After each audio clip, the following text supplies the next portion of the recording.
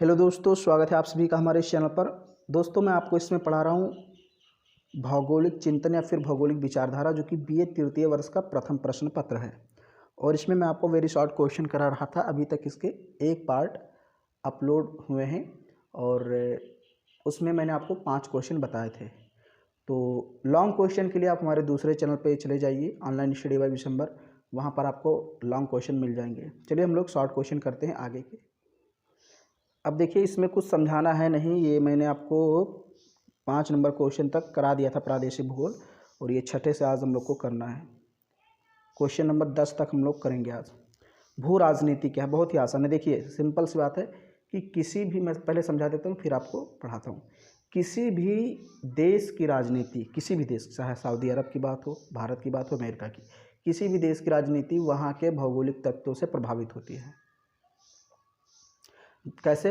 जैसे सऊदी अरब में तेल पाया जाता है, तो वहाँ के जो सरकार है वो तेल बेच करके बहुत ज़्यादा पैसा कमाती है। तो मतलब उसकी राजनीति पर कहीं ना कहीं तेल के, यानी कि तेल क्या है, एक भौतिक तत्व है, तो उससे वो पैसा कमाती है, उसकी राजनीति अच्छी चल रही है। ऐसे भारत में बहुत सारे खनिज पदार्थ पाए जाते हैं। तो कुल मिलाकर यही है कि कहीं ना कहीं वहाँ की भौगोलिक दशाएँ, भौगोलिक तत्व उस देश की राजनीति को प्रभावित करते हैं। भू राजनीति का यही मतलब, भू मतलब भूगोल और राजनीति का मतलब राजनीति, आप जानते ही हैं। अब इसको पढ़ते हैं। भू राजनीति मानव भूगोल की नवीनतम शाखा है, जिसका विकास 19वीं शताब्दी में हुआ था। भू राजनीति इस बात का अध्ययन करती है कि किस तरह उसके भौगोलिक तत्व राजनीति को प्रभावित करते हैं। किसी क्षेत्र या राष्ट्र को प्रभावित करने वाले भौगोलिक तत्व और राजनीतिक संयोजनों को भू राजनीति कहते हैं। भू राजनीति के अंतर्गत क्षेत्र के सभी जैविक, भौतिक और मानवीय संसाधनों का राजनीतिक क्रियाकलापों से अंतः प्रक्रिया का अध्ययन किया जाता है। संसाधन वही मैंने आपको बताया कि भारत में अलग प्रकार के संसाधन पाए जाएंगे और अमेरिका में अलग प्रकार के। तो आई होप आपको समझ में आ गया होगा कि भू राजनीति क्या है, और इसको 1-2 बार पढ़ेंगे आपको आसानी से समझ में आ जाएगा। चलिए हम लोग आगे की क्वेश्चन करते हैं। अब ये देखिए, तो अगला क्वेश्चन है क्रियाशीलता का नियम, या इसको प्रकृति परिवर्तनशील है। कभी कभी ऐसा भी पूछ लेता है, ऐसे पूछेगा प्रकृति परिवर्तनशील है, टिप्पणी कीजिए। 2 नंबर में आपसे पूछेगा। तो चाहे आप बोलिए कि प्रकृति परिवर्तनशील है, चाहे आप उसी को बोल दीजिए क्रियाशीलता का नियम। देखिए, क्रियाशीलता मतलब क्रियाशील यानी परिवर्तन, दोनों एक ही है। देखिए, क्रियाशीलता के सिद्धांत को परिवर्तन का सिद्धांत भी कहते हैं। इसके अनुसार परिवर्तन प्रकृति का नियम है, सभी को पता है।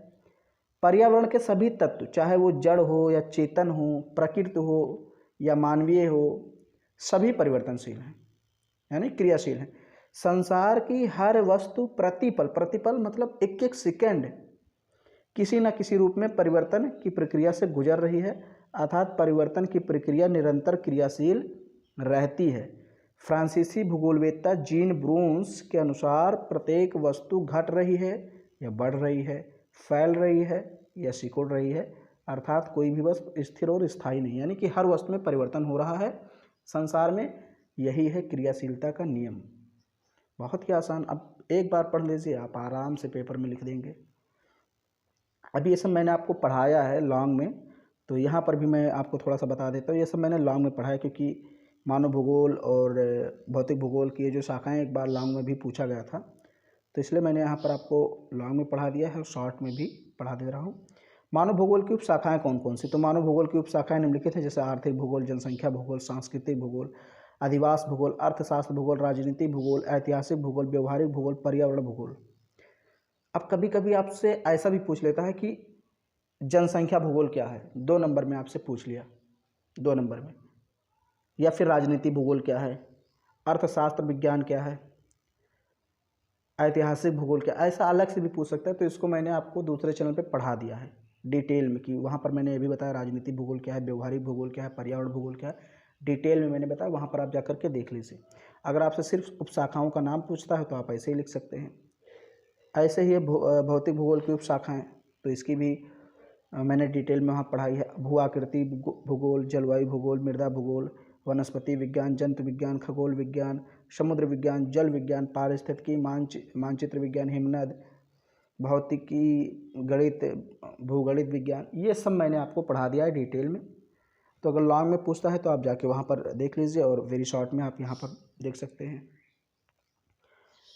फिर यहाँ पर है आज का लास्ट प्रश्न, संभववाद क्या है। आप संभववाद भी पूछ सकता है, निश्चयवाद पूछ सकता है, नवनियतवाद पूछ सकता है। तो इसको भी मैंने आपको इसी चैनल पे डिटेल में पढ़ा है, इसी चैनल पे आप खोजिए, आपको मिल जाएगा। फ्रांसीसी इतिहासकार लुसियन फेब्रे ने मानव भूगोल की इस विचारधारा को संभववाद नाम दिया, जो मनुष्य की क्रियाओं को महत्व देती है। पहले मैं पढ़ देता हूँ फिर समझाता हूँ। इस विचारधारा के अनुसार प्रकृति में हर जगह संभावनाएं हैं, वह मनुष्य इन संभावनाओं का स्वामी है तथा उनका उपयोग अपनी आवश्यकता अनुसार और इच्छा अनुसार करता है। प्रकृति मनुष्य को किसी निश्चित मार्ग पर चलने के लिए बाध्य नहीं कर सकती, वह मनुष्य को अनेक प्रकार के अवसर देती है जिसके लिए मनुष्य चुनाव करने के लिए स्वतंत्र है।